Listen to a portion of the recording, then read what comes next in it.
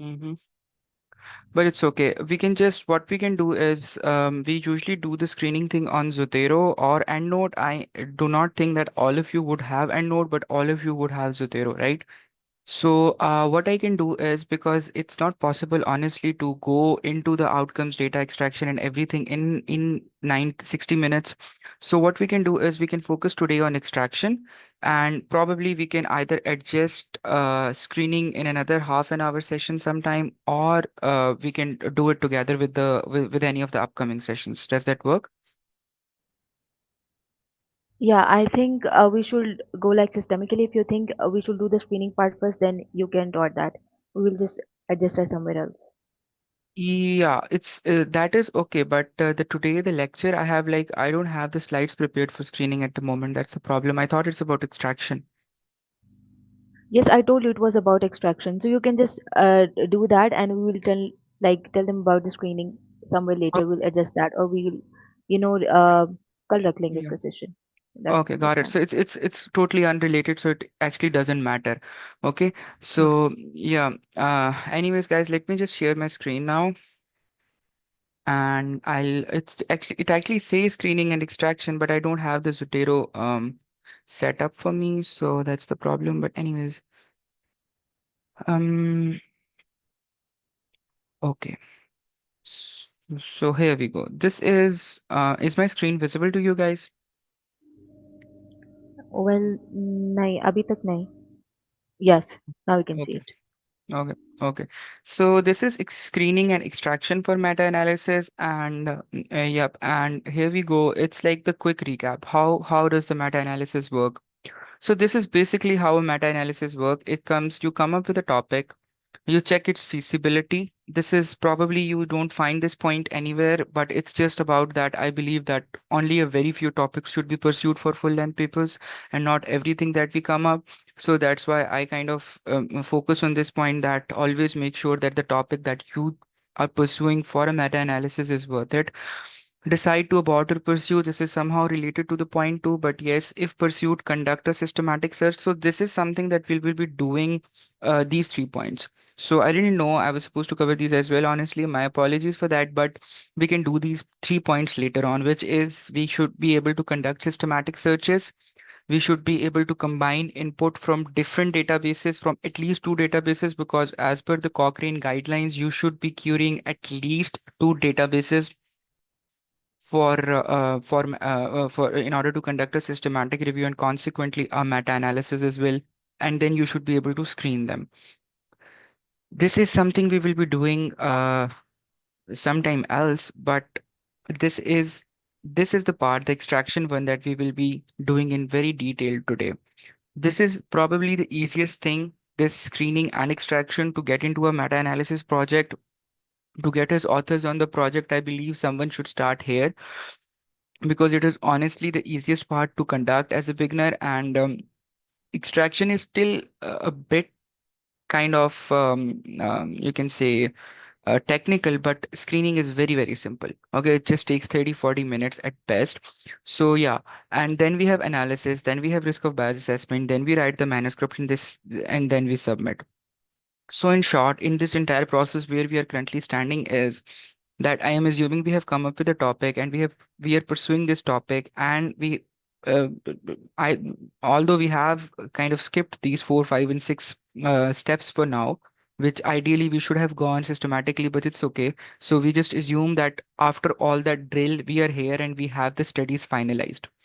And now we have to extract data from that study. So we just had 2000 articles that we screened, and we did the primary and secondary screening, whatever that means. And ultimately, we have now 10 articles that we are sure short that we are going to include in our meta analysis. Now, before we can analyze our data, we have to first extract it on a data extraction sheet. Now, this is something we will be I will be speaking at in detail. So let's just skip the screening process. Oh, so let's come to screening. So guys, this is the template I will be using. This is a very major trial, a very ideal kind of trial to study about extraction, cerebral embolic protection during transcatheter aortic valve replacement. This is a 2022 trial, and this is something we will be using it. Sorry, so sorry to interrupt you, Dr. Jawad. So I Mhm. just discussed with the previous lecture. They have touched the screening process. They already know the primary and the secondary screening. They touched it in the previous Okay. lecture, so they have like an idea about that. Okay, perfect. Okay, guys. So, yep, after all that, yeah, so I am assuming that this is one of the 10 studies that after all the screening and everything, we are sure we are including in our meta-analysis. It has passed all that stages of recruitment and inclusion, exclusion, everything. And this is how the study looks like. So we need to get somewhere from here to something that looks like this. Um, mm, Give me a minute. Yep, this one. S- So I'll just open the extraction sheet for you guys. This is how an extraction sheet should ideally look like. So as you can see that we have a lot and a lot and a lot of data on here, and we have come somewhere from this point, this all this theory and tables to something like this, which is a which is easily analyzable data. परसों Okay, so परसों तू खाना वाला तू मेरे पैर मार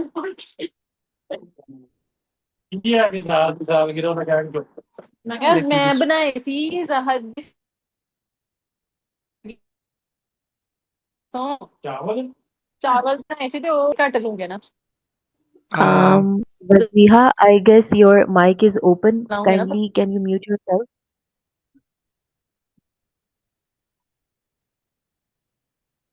uh, Marwa, if you have like the host privileges, I'm not sure, I'm not getting the option, but if you have those privileges, you can just mute them off, like using that.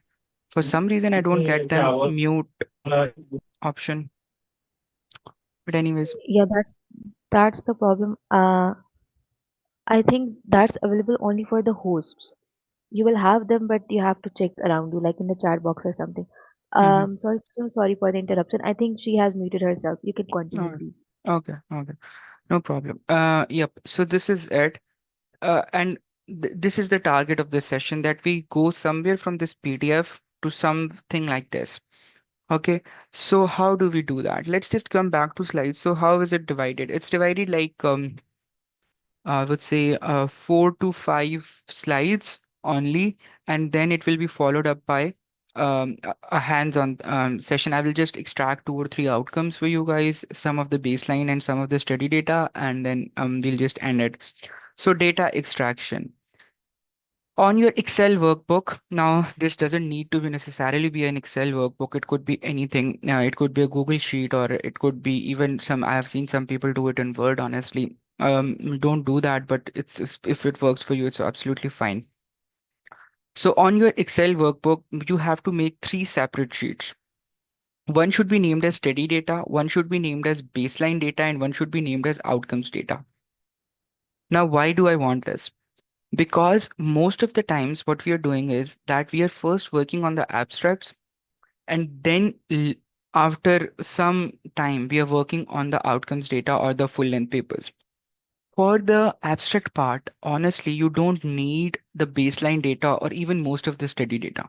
You just need the outcomes data for the abstract. So if you have your sheet sorted out from the start, you don't necessarily, if it's like a deadline is in 3 days, I say, is it a smart choice to kind of, start from the study data, author years, and site of studies and primary endpoints and blah, blah, blah, and then you extract baseline data for 6 comorbidities? That's not useful. It's irrelevant for an abstract, and you're trying to make up to the deadline. So what I would advise is just go directly to the outcomes data. And if you have separate sheets for that, it will be more organized. So what do I mean by study data? It's the author name, it's the year of publication, it's the study design, Author name is simply any for example, if I am the by author name, actually it's the last name of the author. Okay, for example, if my name is Jawad Basit and I conduct a study in 2024, it would be Basit 2024. That's what I mean by author name. Year of publication. Now some people do it together, some people do it differently. Both ways are absolutely fine. That's called, if you are using RevMan, so RevMan wants you to put study IDs. That's what a study ID means. Last name of the author followed by year of publication. So in case I published a study in 2024, it would be Bassett 2024. That would be the study ID. Study design, whether it's a cohort study, it's a randomized control trial or whatever. Study country, it's optional. Sample size, it's advised to do that. Follow up, whatever was the follow up. We'll go into details of follow up because we encounter this issue a lot when we have different studies reporting outcomes for different follow ups. What should we do with that thing? We will come to that. If I missed that part, please let me know. Period of active patient recruitment. This is another thing. Total gender percentages. Yeah, this is something you should always do. The gender percentages, male and female ratios, because this gives you a basis for performing a meta regression analysis or a subgroup analysis. The next thing is the baseline data. So, do you have any questions for the study data? It should not take more than 5 minutes to extract study data. Okay, so it should be done in 5, 6 minutes at best. When you go to a study, for example, this is the study I want to extract. I can, kind of find all the details in the titles. It is Kapadia 2022. It's a study ID, and rightly, I'll go into the methods. I'll take the sample sizes from here. It will either be in the methods or the first paragraph of results. Okay, so you can see 3,000 eligible patients. The sample is 3,000, and follow-up is 30 days. You can just follow up from there, and it should take like 4 or 5 minutes to just fill in these boxes. And then there is the baseline data. Uh, Baseline data is again a very easy thing to do. So almost all the trials and most of the cohort studies, even, they always have their first table presenting the baseline data. So all you have to do is you just have to go to the first table and take these percentages. For example, in the C, and you have to do it differently for the CPD group, for the experimental group versus the control group. For example, let me go here, baseline characteristics, right? In this sheet, I have not made kind of, this is like all of this from this point till this point is the study data, and everything from this point till this point is the baseline data. So let's just come to here. So this is baseline sample, males. I'm calling it males. Well, a better way of calling it would have been gender percentages, mean ages, atrial fibrillation, diabetes, and hypertension. So any three or four that you think are most commonly reported across the individual studies, you can just kind of write them here. Okay, so if it's a cancer study, maybe, well, technically it should be clinically relevant as well, because my topic was related to TAVR and aortic stenosis and everything. So I believed atrial fibrillation would be a nice point, and hypertension would be a nice point, and diabetes would be a nice point. But if you're doing a GI trial, if you're doing a onco trial, so relevantly you can just choose two or three people, two or three baseline characteristics for which you need to extract the data. So and it should additionally make sure that you don't choose those baselines which are literally reported just across one or two studies. So make sure they're clinically relevant. And the second thing is they should be reported across a variety of studies. That's another thing. If it's a baseline that is reported just across, say, three studies, and you have to write NR, this NR means not reported, for literally 7 out of 3 studies, that doesn't make sense to include that. It looks weird. So use those base, because you have a wide choice to kind of choose from. See, you can see all from here: age, female sex. So it's all baseline score. This is probably, it's very common to have like 20, 30 baseline characteristics that you can report data for. Okay, so yeah. So amongst these, choose those ones which are more common across all of the studies. So your table kind of looks cool, and you don't unnecessarily do that thing of um,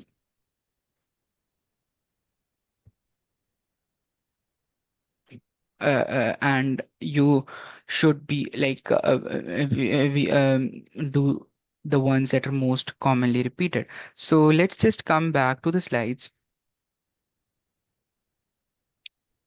Okay, and then we come to the baseline data. We did this. Yeah, this is where the game begins, the outcomes data.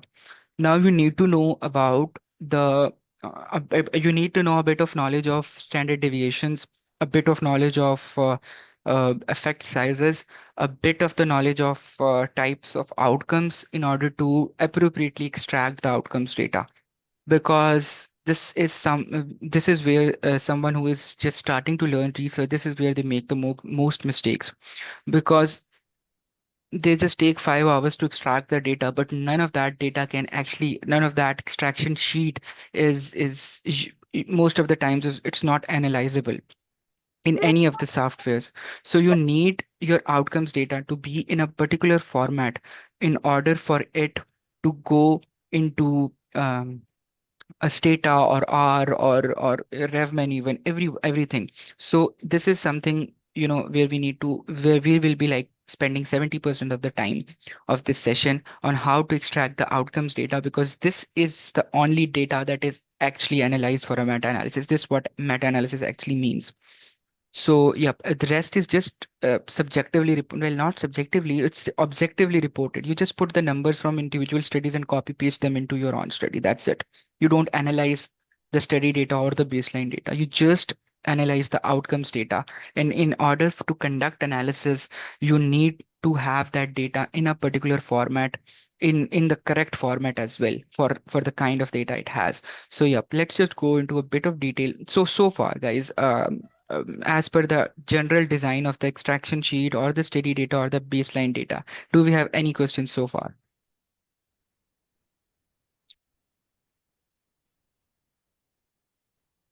No? Okay. Dr. Basit, Yeah. I wanted to ask that you told that when you just working for an abstract, we usually just go directly to outcomes data. Yeah. But usually we also like have to report some kind of like baseline characteristics like uh, gender percentages or things like that. Just briefly. So do we yeah, have to do that, or it's not that necessary?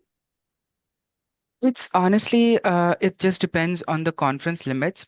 Sometimes you have, it depends on the kind of abstract that you have. If you have like 10 outcomes pooled in your meta-analysis and you want to report the results of those 10 outcomes, you would not want to waste your word counts while you're writing an abstract on gender percentages or anything.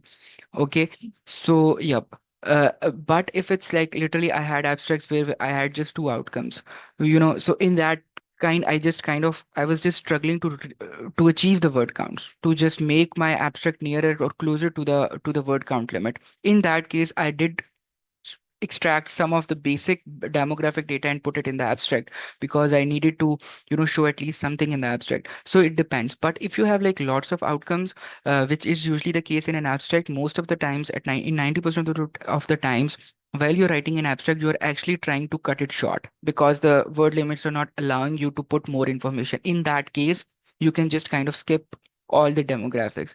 While a general message for this on the safe side would be to just extract one or two baselines as well. It won't take much, like just extract the gender percentages or follow-ups, mean follow-ups or median follow-ups for everything. Excel sheet would organize them in an ascending order for you, so we'll know how much is the median follow-up, or you can even show the range of the follow-ups. So you can do that if you have the word space. But if you don't have and you're already struggling with the word counts and everything, just directly jump to the outcomes data. That is where the actual weight lies. Thank you so much. Mhm. Do you have any other question? Any other question do we have? Do all of these have to be done manually? Yes, kind of. I have tried these AI tools and they're very, very, very gravely wrong, I would say. It's like they'd make a lot of mistakes so far. I'm pretty sure that in very near future, we'll have the tools that would extract data for us. I don't exactly recall the name of the tool on top of my head, but I did use like two or three. I'll send you the name. I'll just try to recall them and send you the names of those tools later on in the group. But yeah, for now, I would just advise to do it manually. It's the most error-free way to do it. It's a general advice that while you are kind of extracting the data, kind of try to copy paste it. Okay, for example, I would just, give you an example. This is like something, let's say this. Well, this is a wrong one. So this is one this. So don't try to kind of see from the value there and type it. And just go with the control C method. It would reduce the chances of error. So I once came across a study and they said that we compare two approaches of copy pasting during meta-analysis versus manually extracting data. Well, copy pasting is still manual extraction, but to some extent. So the chances of errors and mistakes are less when you copy paste from the studies directly from the study tables, which makes sense, right? So we can do that, but yeah, ultimately you'll have to do it manually because maybe there are tools that I don't know about, but the ones that I use, the data was very, very wrong. It would take you twice the time to correct the data sheet created by AI than to create one yourself. So it's just better to do it yourself. Yep. Okay. So we don't have any other questions. So let's just move forward. Yep. Data extraction. Yep. So let's just come to the outcomes data. So guys, do you have the concept of dichotomous and continuous outcomes?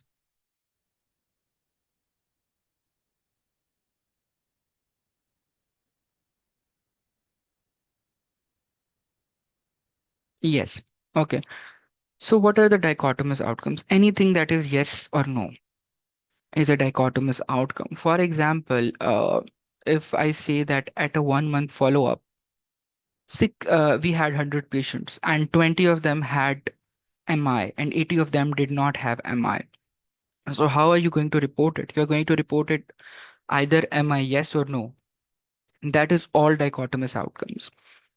So in the case of dichotomous, now why we are doing this? Because the data for dichotomous outcomes has to be extracted differently than those of continuous outcomes. And there are two different analysis approaches and two different extraction approaches for these two different kinds of data. Okay, so that's why I want that you guys have a very crystal clear concept of continuous and dichotomous. This is something that we have been learning, I don't know, like from a very primary level, but it's still it still gets confusing for everyone for some reason. So let's just dig into more examples of dichotomous outcomes. Can anyone give an example of dichotomous outcome in chat box or by opening their mics, whatever?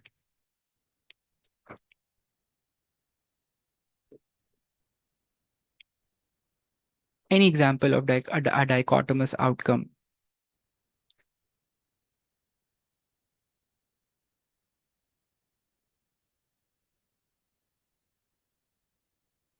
Mace, yes, no. Diabetes, yes, no. Yep. Yep, that's correct. Mace and diabetes, MI, you would say there are like so many stroke. There are like bleeding complications. I know there might be some other way of saying bleeding complications, smoker and non-smoker, yes, but you either bleed during the procedure or you don't bleed. So that's a dichotomous outcome as well. So these are all dichotomous outcomes. Let's just come to the continuous outcomes, and this is our last slide. The continuous outcomes. That is like continuous. So total in clinically, while you're doing a meta-analysis, one of the things that you will face is the length of hospital stay. It is usually in days. Very rarely it is in hours, but it's usually in days, 12.4 days. Plus, this is the standard deviation. So this is one of the continuous outcomes. Some things that's continuous, that has a constant variation. For example, heights. If you measure the height of 20 people, there is going to be a continuous variation in that. It's not a yes no answer. So yep, that is a continuous variable. So from clinical point of view, can anyone give examples of another example I will put is I say HbA1c levels, of hemoglobin levels, mean hemoglobin levels, and everything like that. It's all continuous data. So, any more examples that you guys can come up for continuous outcomes? BMI, yep, exactly.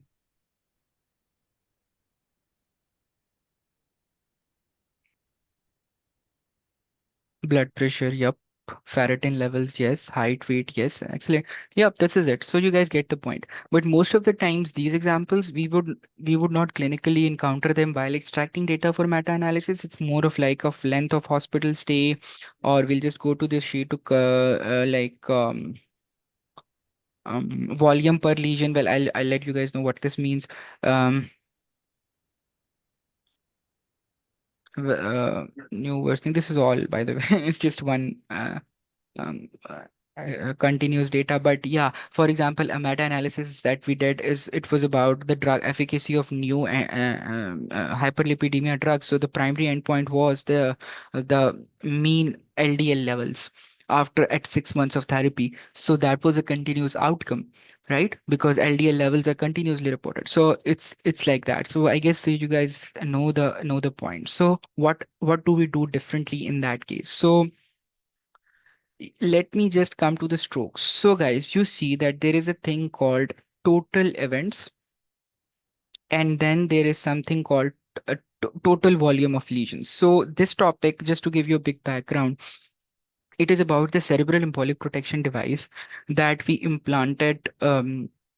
That you implant during TAVR. So when you do TAVR, it's a good chance that you just dislodge some of the emboli from the heart or wherever, and they just go into your brain and cause a stroke. So they thought that it's better if we employ a cerebral embolic protection device that just kind of a filter that gets placed into your carotids or somewhere that just carries all the emboli that get dislodged from the heart and stops them from reaching to the brain. Okay, that's what cerebral embolic protection does. So this outcome, what does this mean? Is that now most of these people already have small lesions in their brains. And in fact, most of these old people do have it, especially those with coronary artery disease.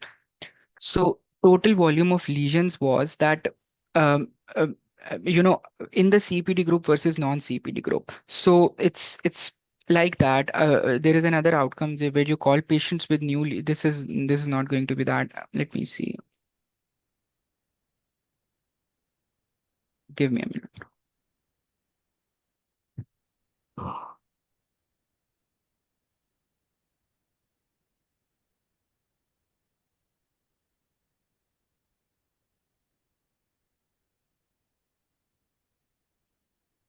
Okay. Okay. So, yeah, patients with the total volume of lesions. So we just kind of these lesions, they actually mean these small infarcts or whatever. So it's very this by lesions they actually mean these microemboli that would still get dislodged. So they would want to compare the volume of those lesions between the CPD group and the non-CPD group, into which the filter during the tower was employed, and in those in which the filter was not employed. So this is a continuous outcome. But what I want you to know is that see how the data is extracted differently for stroke, but differently for this total volume of lesions, just because of the nature of the outcome. It's stroke is a dichotomous outcome, and volume of lesions is a continuous outcome. So whenever you extract data for a continuous outcome, you extract mean, standard deviation, and total in this sequence, in this format. And when you extract data for a dichotomous outcomes, you extract it in the form of, sorry, total and events. So like this, right? It means that there in the Cabau et al. Study, there were 41 people in which the filter was employed, and there were 11 people in which the filter was not employed. And in those 41 people, two got stroke, and in those 11 people in the non-CPD group, no one got the stroke. This is what this actually means. While the total volume of lesions is this the mean in the CPD group, standard deviation, and total. These are the three things you need for one group in order to analyze it. If you don't extract the total for that group, if you don't extract standard deviation for a continuous outcome, or in fact mean for a continuous outcome, this is going your extraction is going to be futile. Okay, so Marwa, can you confirm if I'm recording this? Oh, yes, I'm recording this. Y- Yeah. Yeah, yeah, Yep. you are. Okay, okay, okay.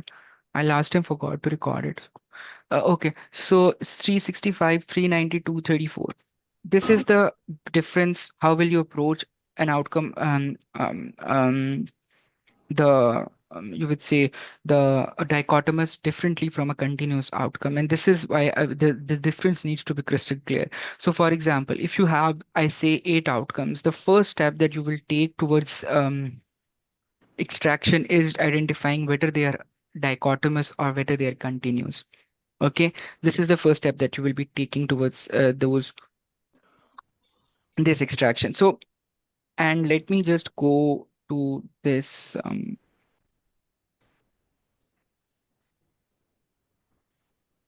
Yeah. And why is it important that that we differentiate the continuous from the dichotomous outcomes? So this is just a little bit of practice for guys for you. Yeah, it's important because there are different effect sizes for continuous outcomes and different effect sizes for dichotomous outcomes.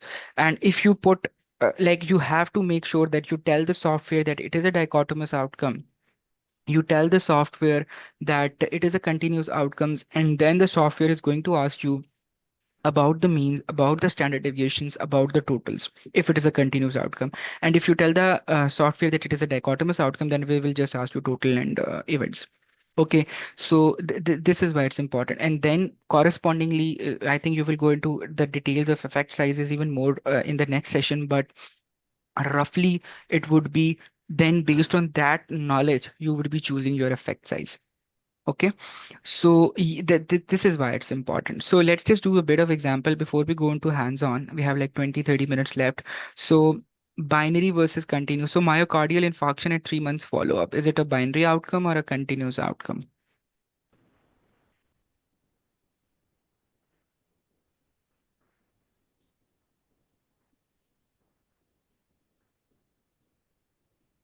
Binary, yes. Mean left ventricular ejection fraction at 1 month of follow-up. LVEF, continuous, yes. So if you extract data for LVEF, you have to make sure that you extract the standard deviations as well as the sample sizes separately for each group. Number of Cohen flare-ups at 3 months follow-up. So I'll just it will get confusing. So I'll just explain it a bit. Yeah, I kind of. Yeah, it's continuous. Major adverse cardiovascular events. It's again by no, its mace would not be continuous. I should probably should have put more explanation here. It's binary. You either get a mace or you not get a mace. I think if you take it in that scenario that you got 4 maces and he got 1 maces, yeah, it's in that case it can be continuous. But here I just mean that if you have a mace or not, then it's a major cardio. Like most of the times, it's interpreted as a dichotomous outcome. You either have a mace or you don't have a mace. All cause mortality,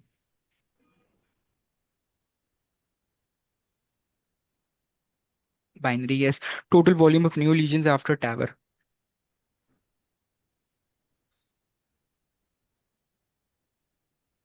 continues. So the last one, if we had a fistula, we put the Crohn disease patients on a new drug, and we at 3 years of follow-up, we see that how many of them developed a fistula. Is it a binary or a continuous outcome?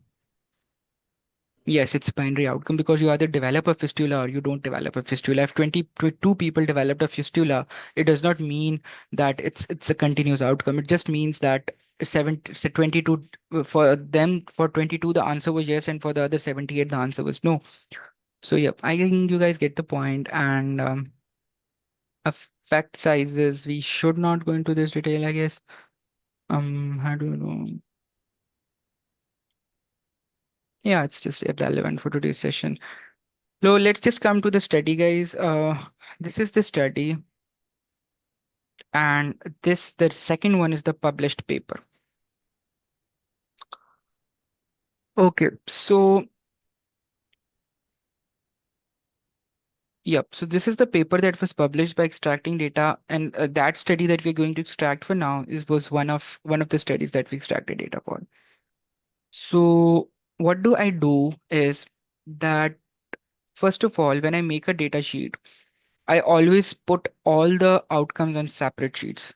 You can do it on the same sheet. Some people, for example, some people would do this. They would just kind of copy this from here and they would just make one sheet and it will be called outcome sheet and they would just kind of put the name here. I would say this was total volume of lesions. They would do this total volume of lesions and the uh, oh, it's the editing is not enabled, I guess.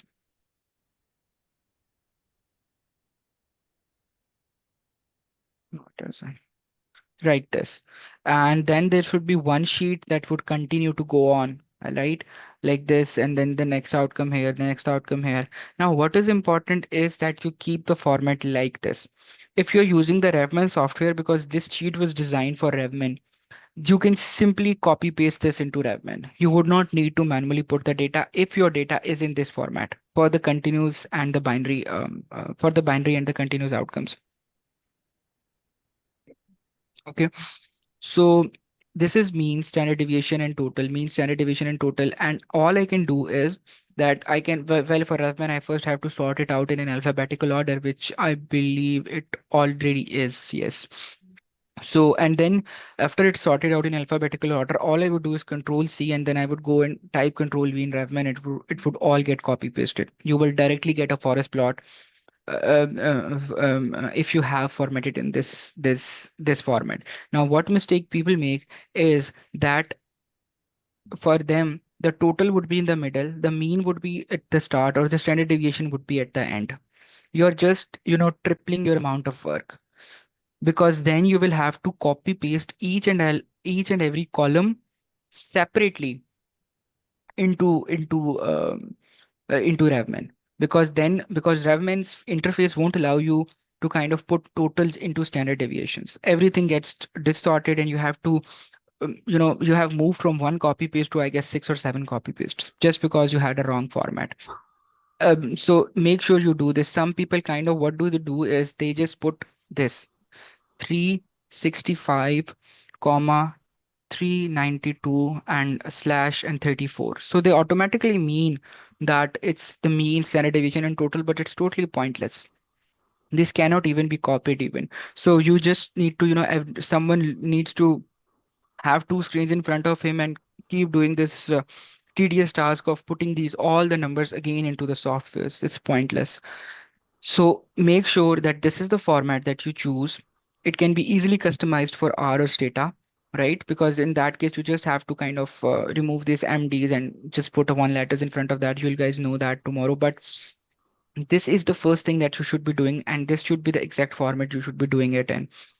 And when it comes to stroke or something, then you should be doing it like this, right? Events in total. So a lot of people get confused in events in total. I used to get a lot of these questions from my, what does events in total mean? So they're absolutely nothing. It's just a fancy way of saying that out of this much patients, this much had this outcome. So out of 41 patients, 21 had stroke. Out of 11 patients, zero had stroke. Out of 1802 patients, four died. Out of 1037 patients, six died. So it's calling it total in events is just a kind of, Cochrane uses this term, so it confuses everyone. It's nothing. It's just a proportion, just a percentage that out of this much had this outcome. Yep. So patients with new lesions. Yep. So I think so any questions so far before we go into the hands-on in like in 15-20 minutes and do the extraction from the PDF.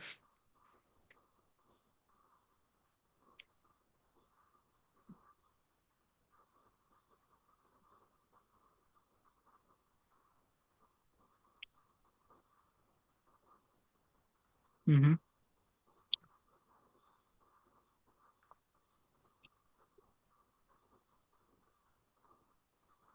Yeah, that is a problem. If a study does not have SD mention, it's a very common problem. In that case, you can see, yeah, I probably should have explained that. It's like they would give you confidence intervals. So it's very common that the studies don't have standard deviations, but they have confidence intervals. So there are formulas in the online available. There are online calculators that you can do it even with the RevMan calculator. You can simply convert the confidence intervals into standard deviations. The problem only arises, and that will ask you for a significance level, which is usually 0.05. So it's but the problem arises sometimes they don't even give you confidence intervals, right? That is when it gets messy. Then you just have to drop that outcome for that study for which a confidence interval or a standard deviation is not given. But if you have one of them given, you can easily calculate this other one. As long as you have confidence intervals in the mean, you can calculate standard deviation. And if you have standard deviation, you can calculate the confidence intervals. But yeah, if both of them are not given, then that is a problem. And you can use just type in Google converts confidence interval 95% confidence interval into standard deviation, and they will ask you to put your values and they will give you the result. Or you can do it manually on your phone or whatever. It's a formula on RevMan. You can also take the formula from there. Also, the RevMan calculator has it, but I'm not exactly sure about R. Yep. Extraction can be done directly from RevMan if you're doing screening from there. Or is it possible to do directly in RevMan? Yes, you can do it directly in RevMan as well. But that would just be the outcomes data. You cannot extract the study data or the baseline data in RevMan. Well, theoretically you can, but don't do that. I've never done that honestly, but they do give you an option of doing that. But practically, I've never seen anyone do that. But yeah, many people just directly put the outcomes data in RevMan. Yep, that many people do that, but I still would advise against it because if you have this in format, just do it on Excel sheet. Excel sheets are easier to kind of go along with instead of RevMan files. And yep, so that is it. But yeah, if you want to go that way of directly putting your outcomes data into RevMan, you can do that, and it would give you the exact same results either way.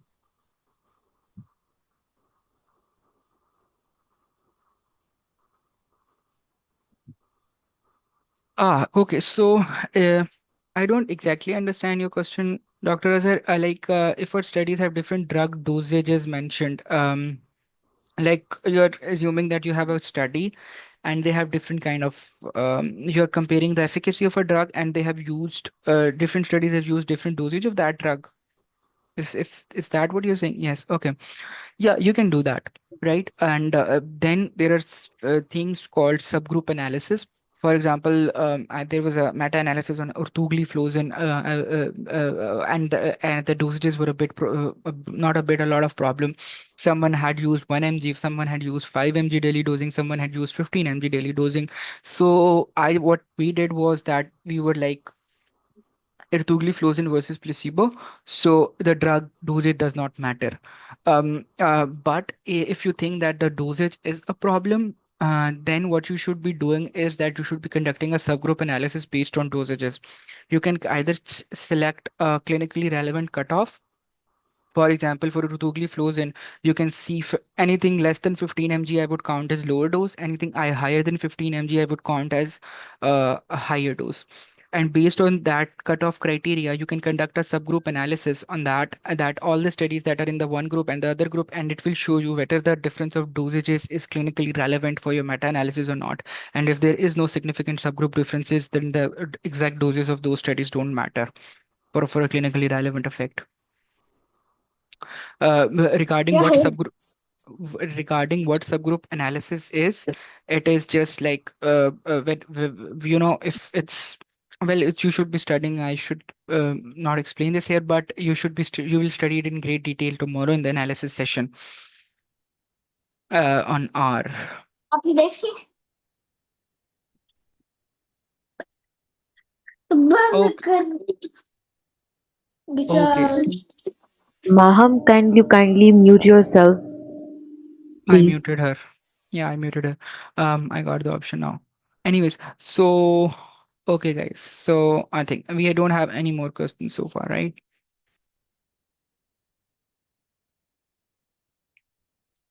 No.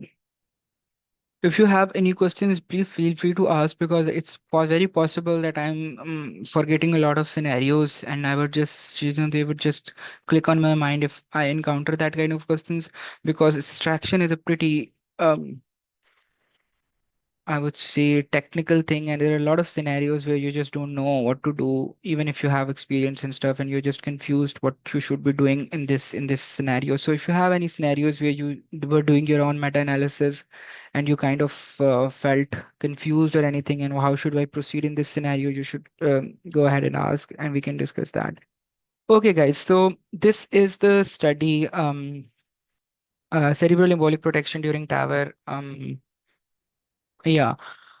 So, despite there were many metas, like by the time I did this meta-analysis, there were like 6 or 7 meta-analysis already. But why did I do this? Because the trial that was released, which is this one, was a landmark trial.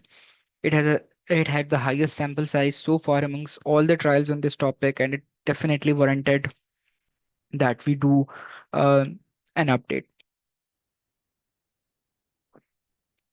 So, what do I do? So, for example, when you're designing the sheet, now there is a common question that someone asks me is that how do you come up with these variables? How do you know that these studies have these variables?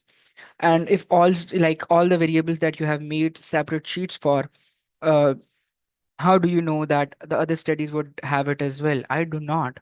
What I do is that I just kind of go through the main study because you will know which study has the highest sample size and stuff, and I just kind of put everything that they have reported on separate sheets. For example, I think I did it for Capadia, but anyways, in that case, I just took from the previous meta-analysis whatever they had, whatever outcomes they had analyzed. But what you can do if you're doing a new meta-analysis or whatever, then you can just kind of put everything they have did, even if it's 30 sheets, just keep on putting it onto the separate sheets if they have reported that outcome, and then go to the next study and see if I would say like out of those 30 outcomes, the second study has reported 12, but they have also reported two more outcomes. So add those two more at the end of the sheet again.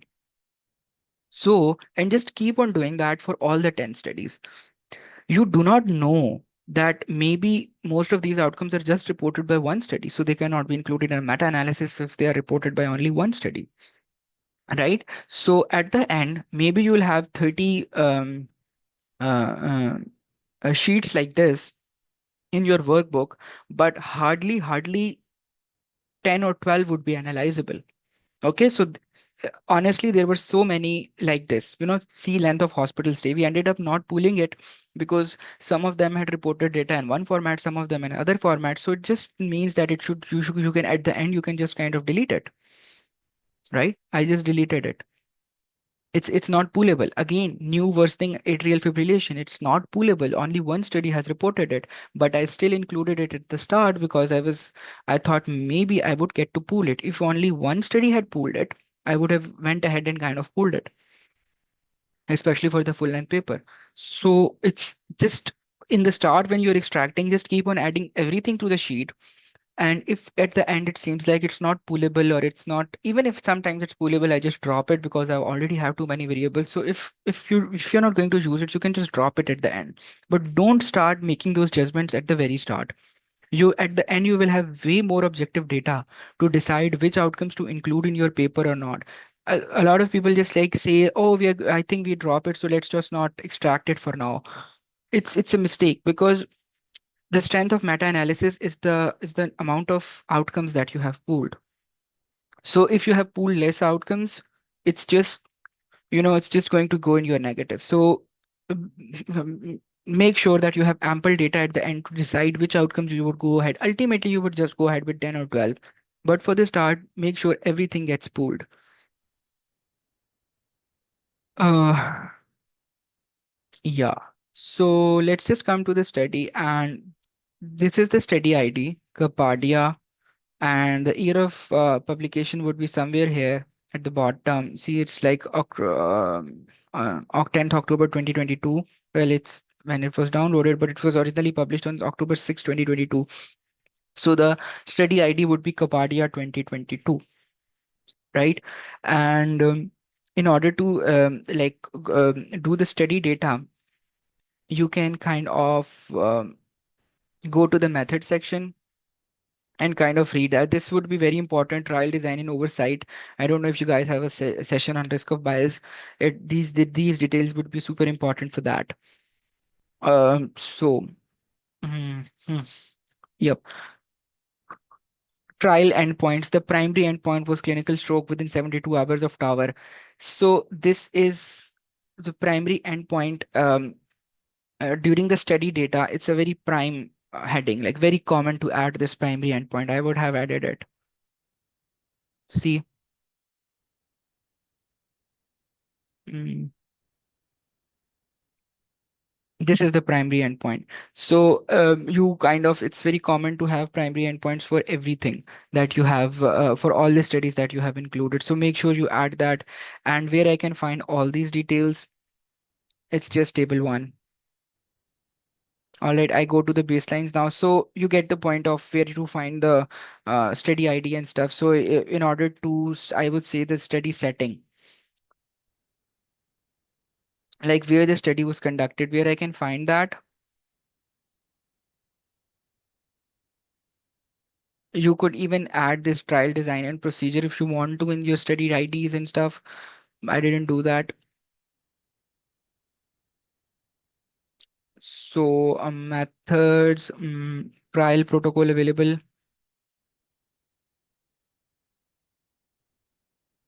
Yeah, this is all irrelevant for extraction, but this all detail will be important for the purpose of risk of bias. Um, Now I'm trying to find the study settings where the study was conducted. See, this is the primary endpoint. This is the primary. This is additional pre-specified endpoints. You can also include these if you want to.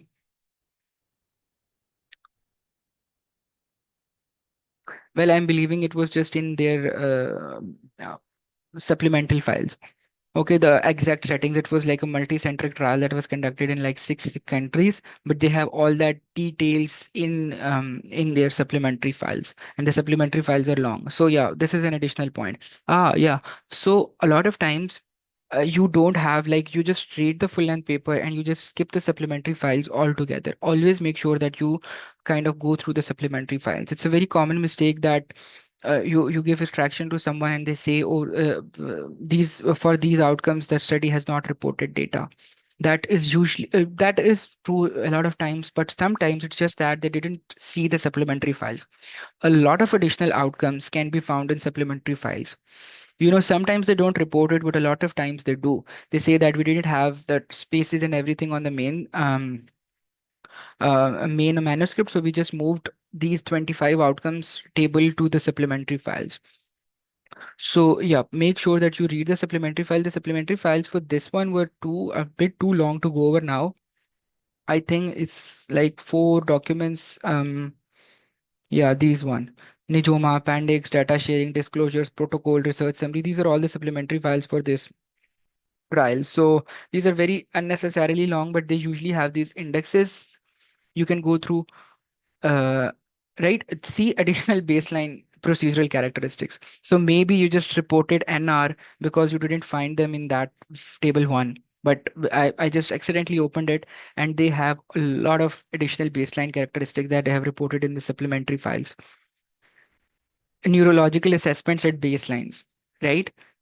This was also one of the outcomes. We kind of removed it at the reviewer's request, but this MR gave us a hard time. Length of hospital stay. See, so many additional outcomes. These are all separate outcomes. Stroke cohort. Now they have even gave you additional types of strokes or disabling, non-disabling, and stuff like that. See the study settings that I was trying to talk about. They have given you the detail of where the trial was conducted. Cedar Sinai Medical Center, California, um, Germany, Tucson, Arizona, um, these are like five countries. I'm pretty sure Austin, Texas, USA, Germany. So it's like I think one of them was in Switzerland. So these were the trial sites. These were the seven sites there where the trial was conducted. Okay, so in that case, in the country setting, in such a scenario, you can simply write USA and Germany. You don't need to go in any more details because the study is referenced as well, so you can just go there. So let's just come to the study again. I think I'll be taking like 5 to 7 minutes more.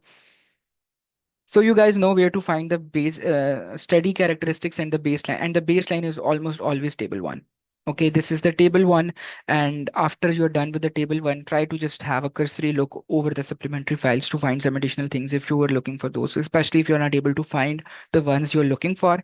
So in that case, and you see like before putting that NR not reported, make sure to have a look on the supplementary files because there's a good chance that they will be just sitting there but not in the full paper.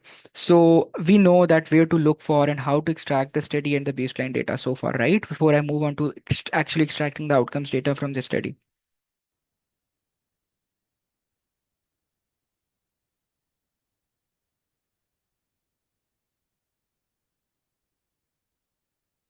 Okay, guys. Yep.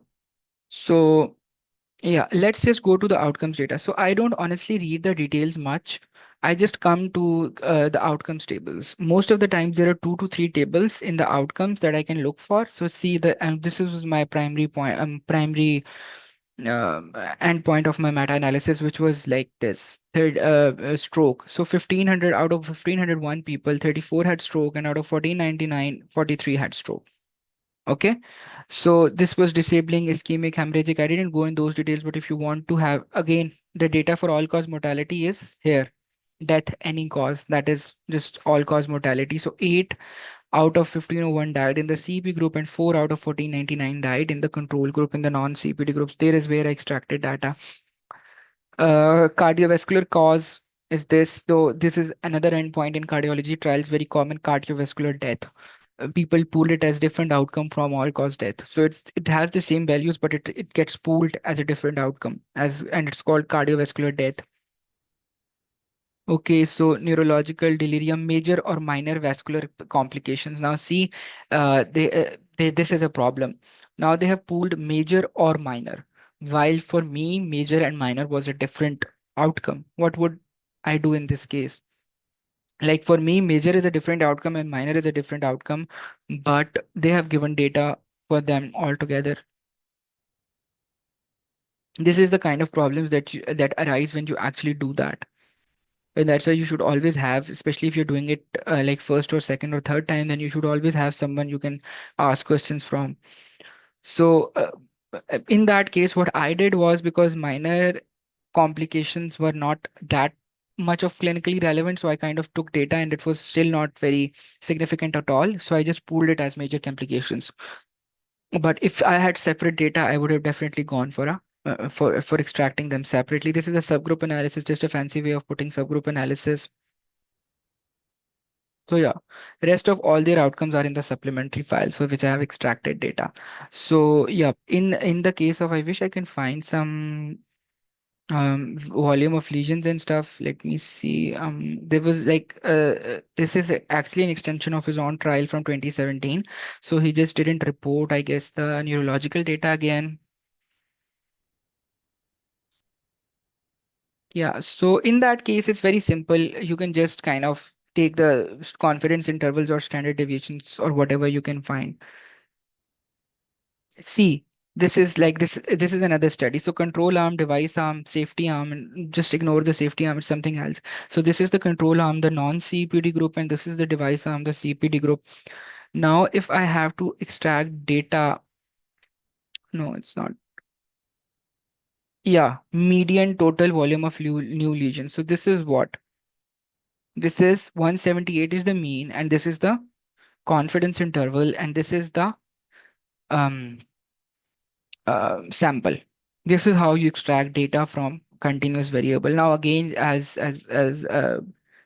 someone asked, like the question of confidence intervals versus standard deviation, they have not given you the standard deviation directly. They've just given you confidence intervals. As I told you, there are 600 ways to just convert these confidence intervals into standard deviations using uh, formulas that are available online. You need to cite those formulas if you're kind of using their website or something. So I guess this is clear, guys. Rest is all just copy pasting into your RevMan, and this is it for extraction. And it's a very easy. On average, I believe one study, the entire extraction should not take more than an hour, but in the start you can go up to 2 hours per extraction. Because right now I'm very well versed with these. You will have to actually find each and outcome into the study, and you would be, going through the table again and again for each and every outcome. So it's okay. It's if you are taking up to 2 hours per study, that's okay. But try that you don't go anywhere above that. It's not fruitful. So yeah, this is it for this session of data extraction. If you have any questions, you can ask.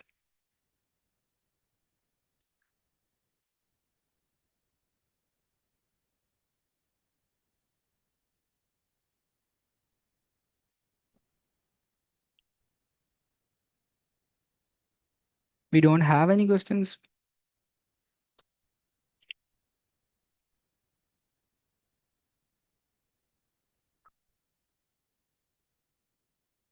Okay. I guess we are done, Marwa.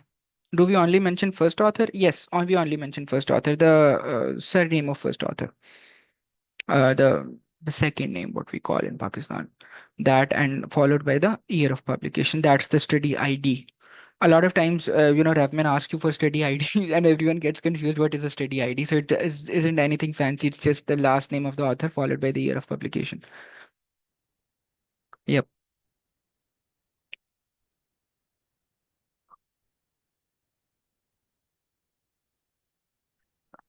Thank you so much, Jawad. That was really excellent session. I think for the folks, I mean, it's for the first time. I think it might feel like it's too much information. And this session, as you all can see, it's recorded and will be available. We'll share soon. And I think you can, like, you have to see it, like, and do it, and that's where you would get, real hands-on experience. But again, thank you so much, Jawad. I think you are fantastic in your explanation, and I think it comes from like years of experience that you have. So, for the starters who are seeing this for the first time, it is natural to feel overwhelmed. If you're not feeling overwhelmed, it means you're not listening. So it's quite natural. So I would say listen to this 2 3 times, and then when you're listening, listen at slow speed, and then try to implement what have been taught here. So with that, I think want to thank Marwa for like coordinating all of these sessions, and especially Jawad for this excellent talk. So thank you so much. Thank you, Amar bhai. Thank you for having me. Dr. Jawad, can you kindly like stop the recording so that it will be, sent to it will be saved Yeah. there.